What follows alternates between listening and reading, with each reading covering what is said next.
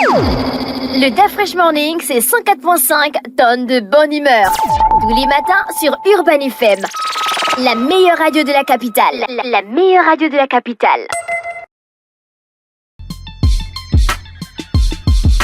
Vous êtes sur les 104.5 Urban FM, la station urbaine, et vous écoutez le DAF Fresh Morning, le réveil matinal, le plus de la capitale sur la radio. Le plus de la capitale, on est avec Bête 241. Elvis, bonjour. Bonjour DAF Fresh, bonjour René Rude, bonjour Fallon, bonjour à tous les auditeurs qui sont connectés. On va démarrer avec le sponsor Bête 241. Chers auditeurs, comme vous le savez, il y a une nouvelle fonctionnalité pratique désormais disponible avec Bête 241. Vous avez la possibilité, lorsque vous partez prendre votre carburant du côté des stations Total Service, vous avez la possibilité, pendant que vous êtes en train de faire le plein de votre voiture, vous pouvez aussi faire votre ticket sur Bête 241. Alors, comment ça marche? Il vous suffit d'aller sur l'application mybet241.net qui s'écrit MYBET 241 en chiffres.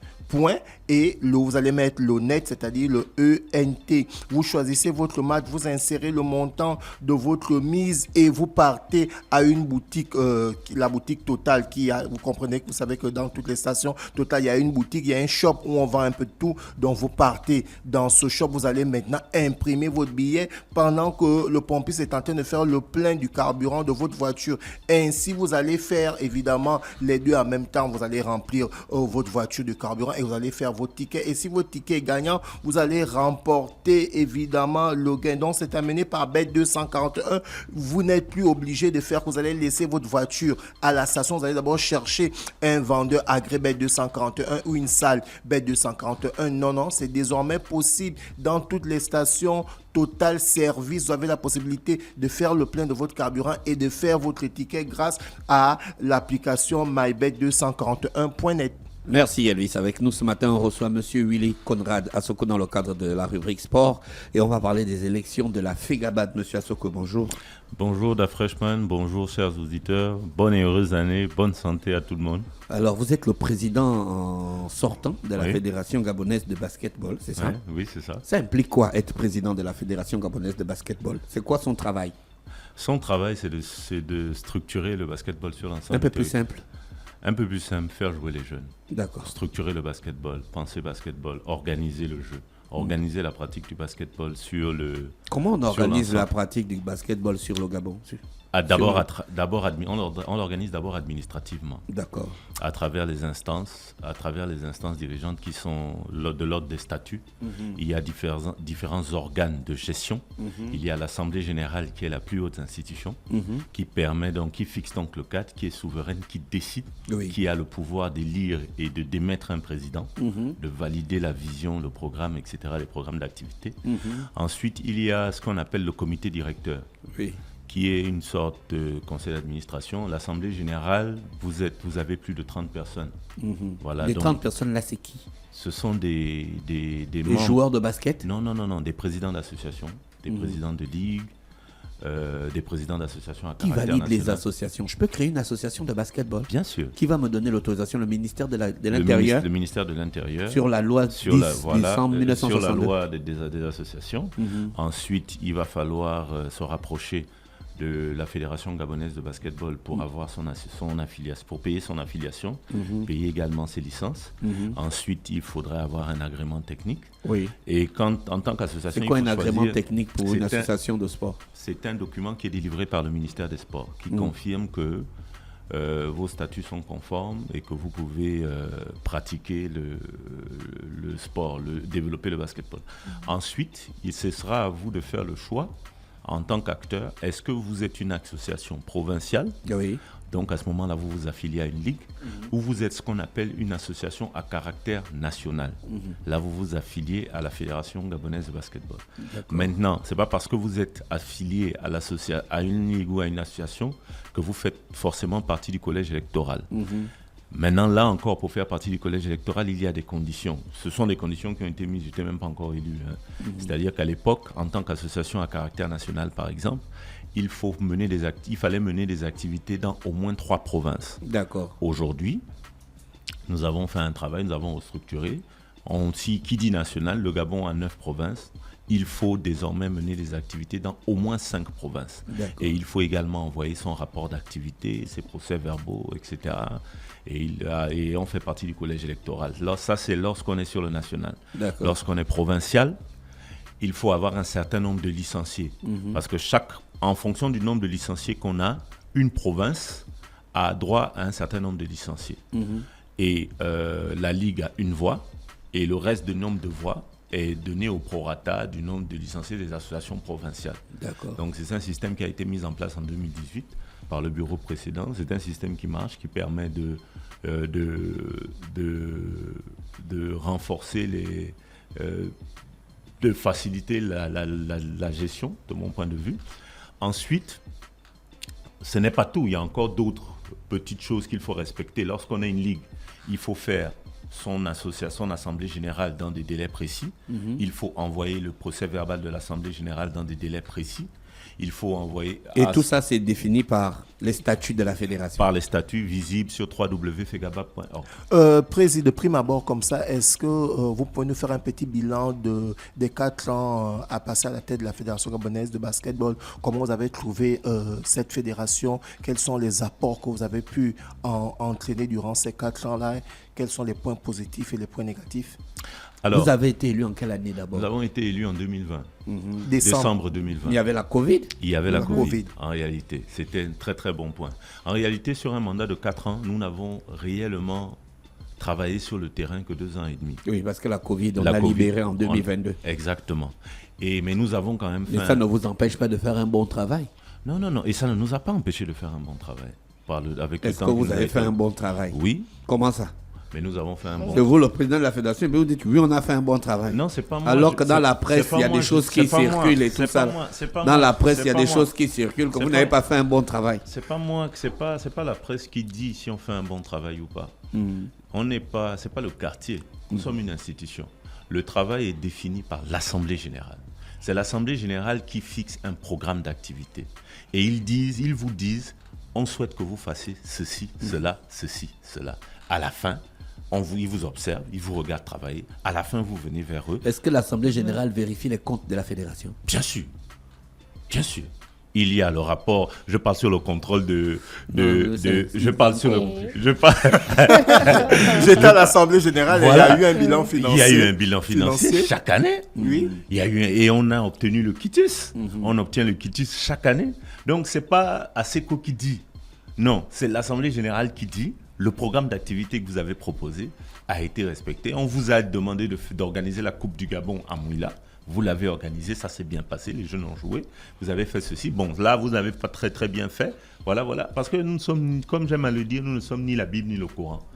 Tout ce qu'on fait n'est pas forcément bien. Donc vous ne proposez aucun programme, vous respectez seulement celui de l'association ou bien comment? De la fédération. Non, le programme d'activité, c'est nous qui le proposons. Oui. C'est nous qui proposons un projet de programme d'activité annuel. Et lorsque ce programme d'activité est validé, on doit le mettre en œuvre. C'est nous qui proposons le projet. Oui. Mais la fédération, c'est pas du genre ASECO décide dans son coin avec son bureau, voici ce qu'on va faire, voici ce qu'on va faire. On propose un projet, un programme d'activité qui est validé par l'Assemblée générale et puis on travaille. Et donc, pour dire pour répondre à la question d'Elvis... Durant les 2 ans et demi... Qu'est-ce qu'on a fait? Premièrement, on a restructuré administrativement la Fédération gabonaise de basketball. Les statuts que nous avons fait un travail de fond pour repositionner le basketball, aussi bien sur la scène nationale que sur la scène internationale. Les résultats, à force de travail, aujourd'hui, le Gabon, par exemple, occupe le secrétariat général à FIBA Zone 4, avec notre compatriote Rachel Benzeng. Le Gabon occupe également la présidence de la commission développement de basketball à la Zone 4 et la vice-présidence de la commission développement de FIBA Afrique. C'est un repositionnement administratif. Sur le plan administratif, encore localement, nous avons adapté les textes de la fédération à nos réalités locales et à l'actualité. Vous avez mis le consensus dedans? Non, le sport, c'est le fair play. Le sport, parce qu'il y a des gars qui ne cotisent pas et puis font partie du collège électoral. L'une des valeurs du sport, c'est le fair play. Donc absolument, vous avez adapté les statuts. Cela va de fait. Pendant la période de la Covid, il était difficile de se retrouver en assemblée générale. Oui, tout à fait, c'était interdit. C'était interdit de se déplacer. Aujourd'hui, les statuts de la Fédération gabonaise permettent de faire des assemblées générales en ligne.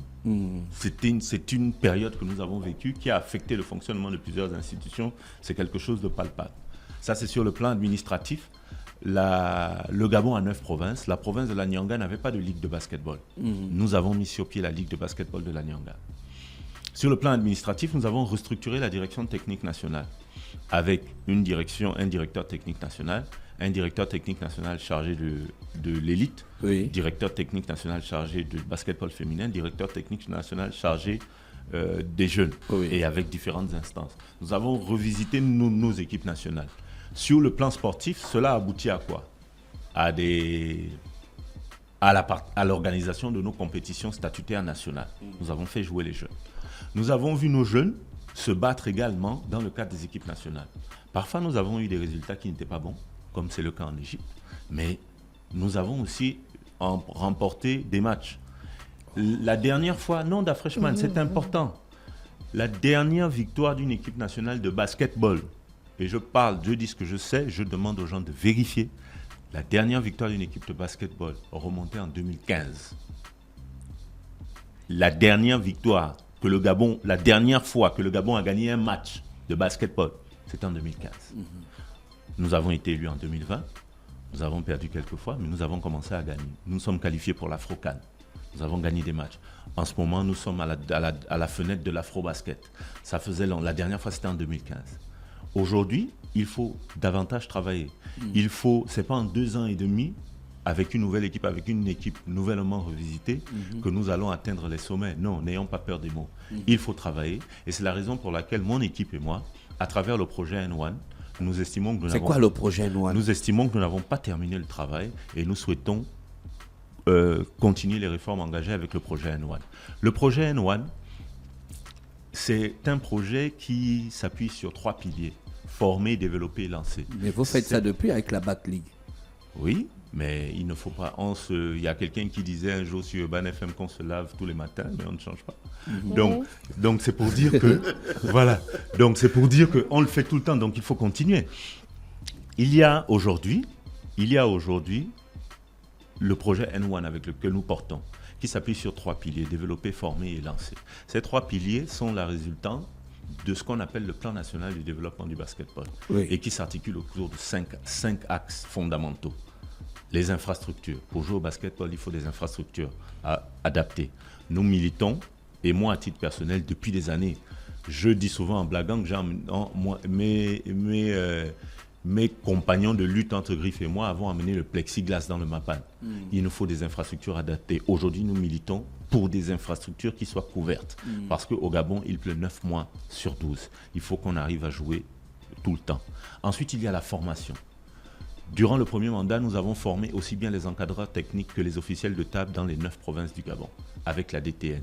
Il faut continuer. Il faut continuer les formations avec les entraîneurs, les formations avec les arbitres, les formations pour les dirigeants, les formations pour les médias. Nous avons fait une formation pour les médias pour leur donner des outils sur la pratique du basketball. 2e point. 3e point, c'est le renforcement du jeu. Il faut que nos jeunes jouent. Parce que si nos jeunes sont sur les aires de jeu, ils sont éloignés des activités à risque. Et cela, nous l'avons déjà fait avec l'organisation de nos compétitions statutaires nationales. Nous avons événementialisé le basketball à travers le jeu. La Coupe du Gabon à Port-Gentil, la Coupe du Gabon à Mouila, Championnat national des jeunes à Oyem, Championnat national des jeunes à Port-Gentil, la Super Coupe du Gabon, trophée Albert Nomsi à Libreville, la Yuzu Elite Basketball à Libreville. Nous avons fait jouer les jeunes. 3e point.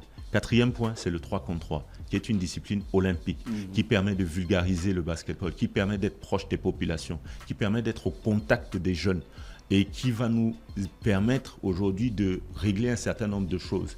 Durant le premier mandat, nous avons installé 2 terrains 3x3 du côté de la cité Akanda. Ce n'est pas une vie de l'esprit. La cité Alhambra d'Akanda, si vous allez là-bas, vous allez voir un plateau sportif. C'est la Fédération gabonaise de basketball qui l'a installé. C'est un terrain 3 contre 3.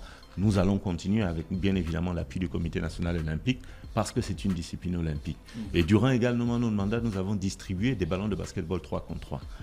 C'était le 4e point. 5e point, c'est le suivi médical et scolaire et la lutte contre le dépage en milieu scolaire, dans le milieu du basketball. Pourquoi? Parce que notre cible, aujourd'hui, ce sont les jeunes. Les jeunes, quand ils ne jouent pas au basket, ou plutôt quand ils ne sont pas à l'école, ils viennent au basket.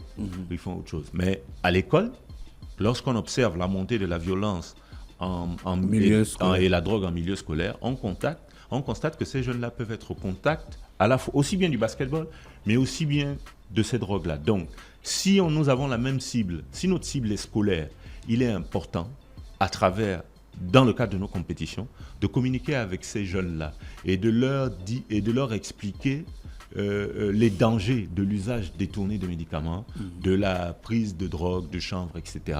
Cela peut non seulement affecter leur santé, mais ils peuvent également traîner cet art-là si jamais ils veulent faire de la compétition de haut niveau. Voilà, donc ce sont les 5 axes qui sont des parties prenantes du projet N1. Voilà. Mais est-ce que durant votre mandat, durant les 4 ans, vous avez quand même rencontré des difficultés, par exemple au niveau des clubs, au niveau de l'équipe nationale? Parce que derrière, il ne faut pas qu'on oublie, le Gabon a obtenu sa qualification au niveau du premier tour en Guinée équatoriale, où les 2 matchs s'étaient joués en aller-retour. Et aujourd'hui, on a la difficulté de certains clubs gabonais sur la zone 4 qui ont du mal à abriter le premier tour de la boule, dû sûrement aux infrastructures. Quelle est votre vision si vous êtes réélu par rapport à cela? Mais je le disais même tantôt, que nous militons bien évidemment pour des infrastructures couvertes. La réponse, c'est dans la question. On a joué, on pense aujourd'hui, c'est vrai, les résultats de la première fenêtre n'étaient pas ceux qu'on attendait, mais on pense aujourd'hui qu'on nous a invités, on ne nous a pas invités. On a l'équipe nationale du Gabon qui est partie jouer un match aller-retour en Guinée équatoriale. C'est-à-dire que les 2 matchs, on jouait face à un public dans une gymnase de 5000 places avec peut-être 200 Gabonais. Donc, on a l'équipe nationale qui est partie et avec des joueurs de Guinée équatoriale d'un assez bon niveau. Certains qui jouent en Espagne, en Italie. Nous, tous nos joueurs, pratiquement, c'était des joueurs locaux. Donc, l'un des challenges également, c'est d'abriter nos compétitions. C'est de pouvoir... Aujourd'hui, on joue dans des lycées publics. Les gymnases ne sont pas forcément adaptés.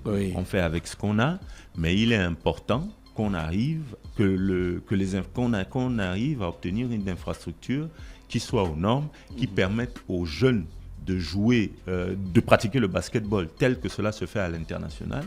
Parce que lorsqu'ils arrivent à l'international, cela impacte forcément, que ce soit du côté des chaussures, que ce soit du côté des tirs, etc. Donc, c'est forcément impactant et ça a été bien évidemment, comme l'a souligné Elvis, un souci durant le premier mandat, le projet infrastructure, mais on reste convaincu qu'avec l'appui des autorités, les choses iront dans le bon sens. Mais comment vous justifiez donc toute cette cabale sur les médias, en ligne, sur vous, sur des questions? C'est les élections. Ça veut dire quoi, c'est des élections? Pour moi, sincèrement, moi, on n'administre pas le basketball sur les réseaux sociaux. On administre le basketball dans le cadre des assemblées générales. Et ce qui est dit, les mêmes gens, Elvis était là, je peux lui faire, même à toi également, transmettre par exemple le PV de la dernière assemblée générale. Les mêmes qui parlent sur les réseaux sociaux étaient présents à l'assemblée générale.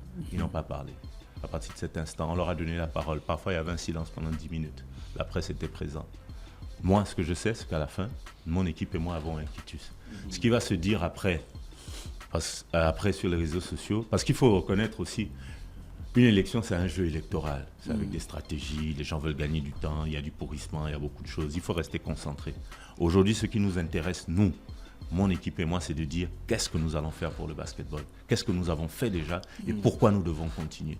Ce qui va être fait, etc., ce que les gens font, les bruits, cela ne nous intéresse pas. Le mandat, c'est combien? Le mandat, c'est 4 ans. Donc, ça veut dire qu'à la prochaine échéance, il y aura les Jeux Olympiques. Oui. Donc, est-ce qu'on aura l'équipe nationale du basket aux Nous Jeux Olympiques? Nous ambitionnons. Il n'y a pas des ambitions. Nous ambitionnons. Non, il ne faut pas être dans les ambitions. On pose une question concrète. En 4 ans, on peut préparer. Mais je n'ai même pas encore répondu. En 4 ans, on peut beaucoup faire avec le 3x3, par exemple. C'est d'ailleurs la raison pour laquelle j'insiste sur le 3 contre 3. Parce qu'on pense que si on a des points, si on peut se concentrer, sur le 5 contre 5, ça va être très difficile. Pourquoi? Il y a eu des programmes qui ont précédé vos activités à la fédération. Vous avez emmené des jeunes au Sénégal qui sont retrouvés en NBA. Il y a des espoirs gabonais qui sont en train de travailler quelque part dans le monde.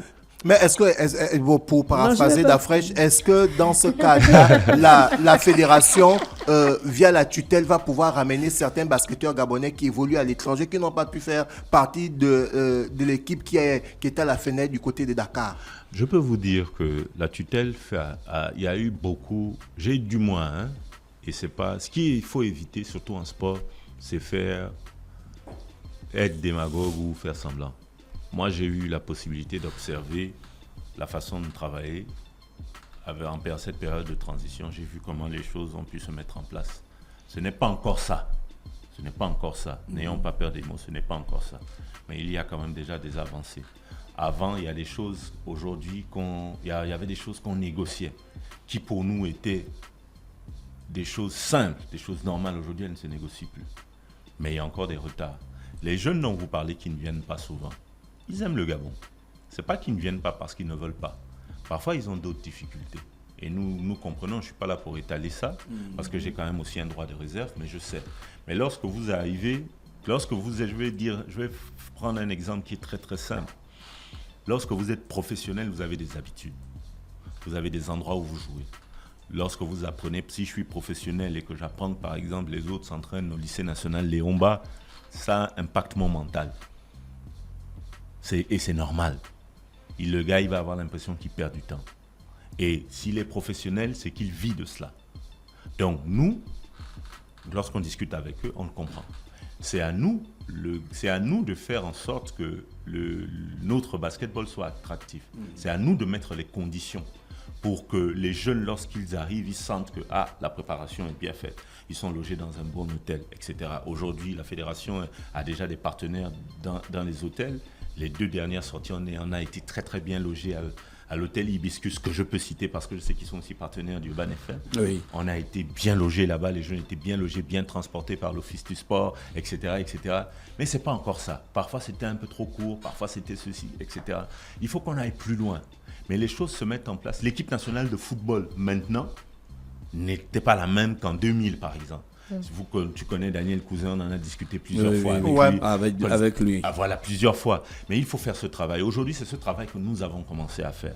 Notre staff technique de l'équipe nationale senior et même des jeunes a largement augmenté. Pourquoi ? Parce que chacun a un rôle à jouer. On a des entraîneurs, des préparateurs physiques, un médecin, un kiné, etc. C'est des choses qu'il n'y avait pas forcément avant, comme c'est le cas maintenant. On a les directeurs techniques qui accompagnent, etc. Les gens ont souvent l'impression que c'est du tourisme. Non, ce n'est pas du tourisme. Un chargé du matériel, par exemple, doit veiller à ce qu'il y ait de l'eau, que chaque joueur ait sa bouteille d'eau. Ce sont des choses qui paraissent bêtes. On a souvent l'impression on voit les joueurs sur le terrain, mais il doit y avoir toute une organisation derrière. Ce sont des avancées qu'il y a eu avec l'équipe du ministère actuel. Ça, je peux vous le confirmer. Après, naturellement, il y a toujours des choses où il faut avoir les fonds beaucoup plus tôt, etc., pour mieux se préparer, pour organiser. Et justement, Elvis disait la dernière fois que la Fédération gabonaise de basketball touche une subvention. Est-ce qu'elle est assez conséquente pour vous permettre de mener à bien certains projets ? La Fédération gabonaise de basketball n'a pas touché de subvention. Non, on avait parlé de la subvention qui a été donnée en 2022 à l'époque. Oui, ça c'était en 2022. Oui. C'était une subvention. Oui, on a largement communiqué dessus, 52 millions, c'était même passé ici. Oui. Ça nous avait aidé en partie pour le fonctionnement, mais également pour quelques compétitions. Mais depuis 2022, rien. On a l'accompagnement des équipes nationales qui sont accompagnées du côté du ministère des Sports. Mais moi, je n'aime pas la notion où on dit que l'État ne fait rien. Parce qu'on a des entreprises étatiques, ou para-étatiques, qui nous aident lorsqu'on fait du sponsoring. Pour moi, est-ce qu'à partir de là, on peut dire que c'est l'accompagnement de l'État lorsqu'on a ces entreprises étatiques ? Bien sûr, pour moi, c'est de l'accompagnement de l'État. Parce que c'est de l'argent de l'État. C'est de l'argent de l'État. Pour moi, c'est de l'accompagnement de l'État, c'est de l'argent de l'État. Oui.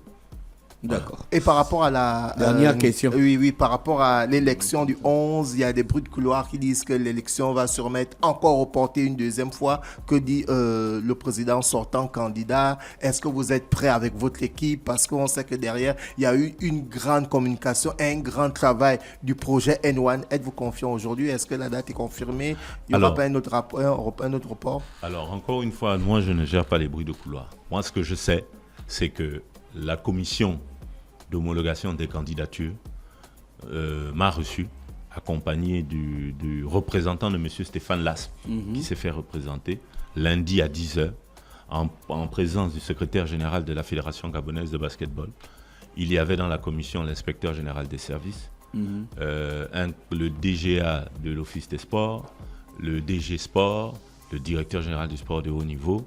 Et au cours de cet entretien, les 2 candidatures ont été retenues et validées. La date de l'élection a été confirmée. Il y avait juste un petit souci, c'était par rapport au collège électoral. Ce n'est pas un souci, il y a un désaccord. Collège électoral où il... Est-ce que vous pouvez nous édifier par rapport à ça? Parce que la province de l'Estuaire et du Moyen-Ogooué ont été suspendus du vote. Mais c'est très simple, ce sont les textes. Elles n'ont pas été suspendues, elles n'ont pas respecté un article des textes et c'est tout. Et elles ont eu la Ligue de l'Estuaire était hautement représentée à l'Assemblée générale. Elvis, tu étais là. J'étais, ouais. Il y avait le président, le vice-président, le secrétaire général. Cette chose déjà qui est bizarre, le trésorier, c'est-à-dire que quasiment tout le bureau était représenté à cette Assemblée générale de la Ligue de l'Estuaire. Le secrétaire général a rappelé les textes qui régissent l'organisation et les conditions de participation à une assemblée générale, qu'elle soit ordinaire ou extraordinaire. Les personnes citées n'ont pas pris la parole lorsqu'on a voté le collège électoral. Elles parlent après sur les réseaux sociaux. Moi, je ne gère pas les bruits du couloir. Elles étaient là, la presse était là. Elles ont eu la possibilité de parler devant tout le monde. Elles ne l'ont pas fait. Bongoville Basketball n'est jamais invité à l'Assemblée générale. Alors que c'est une association légalement créée affiliée à la Ligue du Haut-Ogooué. Il faut qu'ils lisent les statuts de la fédération. Il ne suffit pas d'être affilié à une ligue provinciale pour participer à l'Assemblée générale. Il faut avoir un certain nombre de licenciés. Et d'ailleurs, autre chose. C'est-à-dire que les gens s'intéressent à l'Assemblée générale seulement au moment des élections. Ça, c'est une vérité. N'ayons pas peur des mots. Mais ils ne lisent pas les textes. Est-ce que les textes sont disponibles sur le site de la FEGABA? www.fegaba.org. Tous les textes, les statuts, le règlement intérieur, les statuts, le règlement intérieur, le règlement sportif qui date de 2007. C'est-à-dire que ce n'est pas moi qui l'ai fait. C'est-à-dire qu'il y a des subtilités dans les textes qu'il faut connaître. On vous dit par exemple, je vais prendre un cas, on va vous dire, vous êtes une association provinciale. Si vous avez un certain nombre de licenciés, vous pouvez avoir. Mais on dit aussi à la Ligue qu'il faut envoyer les dossiers. Là, franchement, comment on peut connaître le nombre de tes employés? Si le ministère des PME t'appelle et te dit, tu as combien d'employés? Tu vas dire 2. OK. Ils vont te dire OK. Prouve-nous que tu as 2. Qu'est-ce que tu fais? Tu envoies les dossiers. Et le secrétariat général de la fédération fixe les délais de transmission de dossiers, confère l'article 4 des règlements sportifs qui date de 2007. Ça veut dire quoi? Ça veut dire que si une ligue n'envoie pas dans les dossiers dans les délais fixés par la fédération, on ne peut pas se rassurer du nombre de licenciés qu'elle a. C'est ce qui se passe avec certaines ligues. Ce qui se passe avec le Moyen-Ogooué, par exemple, c'est qu'ils ont fait leur assemblée générale ordinaire et extraordinaire dans les délais, mais ils n'ont jamais transmis de PV dans les délais. C'est pour ça qu'ils se retrouvent exclus. Ce qui se passe à l'Estuaire, c'est qu'ils n'ont pas, ils ont fait leur assemblée générale ordinaire dans les délais, ils ont transmis le rapport d'activité, mais ils n'ont pas transmis, ils ont transmis le PV, ils ont participé. Mais maintenant, pour l'assemblée générale extraordinaire, ils ont transmis le PV hors délai. Donc, ils ne sont pas, c'est ça aussi qu'il faut expliquer et qu'il faut reconnaître. Là, je vois René Rutel est sur le site internet, qu'elle aille sur à propos. Et par rapport à la question de l'auditeur qui a envoyé pour Bongoville Basketball. Est-ce qu'il a répondu? Oui. Il a, voilà. Tu as trouvé les statuts? Tu as répondu? C'est en train de chercher, mais vous pouvez aller sur www.fegaba.org. Donc, il y a accueil, à propos, actualité, équipe nationale, infrastructure. Est-ce que c'est à jour? Dernier article date de quand? 2007. Merci. Voilà, là, elle va dire. Donc, on a les statuts FEGABA, règlement intérieur, règlement sportif, barème des sanctions FEGABA. Donc, tout est en ligne. Je voudrais encore terminer pour... Oui, il faut finir. Je voudrais terminer pour remercier Urban FM, qui est ce partenaire de plus de 10 ans déjà, dans le cadre des activités du basketball. Je voudrais également remercier mon équipe qui accompagne, qui est une équipe courageuse, qui voit des pots de bananes partout, qui regarde. Je les encourage à rester calmes, à rester sereins. Nous avons une élection samedi. Il faut continuer à convaincre les indécis, présenter notre programme et se concentrer dessus. Je remercie également ma famille, mon épouse qui me soutient, ainsi que mes frères biologiques, mais également toute la famille d'Awenge Family. 4e ARR, BK, Horace, Djaba, Mafia, Deco, le lieutenant, le capitaine Sivalis, Lou Oridicens, toute la famille d'Awenge, Andy Abdallah, Carlito Brigende, tous ceux qui sont là, sans oublier les oubliés, qui soutiennent notre projet parce que, comme on le dit souvent, le basketball est né à Awenge. Et je suis convaincu qu'avec le temps qui nous reste, nous allons convaincre les indécis. Et j'espère que nous serons élus le samedi 11 janvier. Merci. 2025. Avec nous ce matin sur les 104.5 minutes, Conrad Assoko, qui est le président de la Fédération gabonaise de basketball dans le cadre de la rubrique sportive de Elvis, emmené par Bet 241. Voici l'horoscope des auditeurs. On se dit demain 7h. Chers auditeurs, voici votre horoscope. Le DAF Fresh Morning, c'est 104.5 tonnes de bonne humeur. Tous les matins sur Urban FM. La meilleure radio de la capitale. La meilleure radio de la capitale.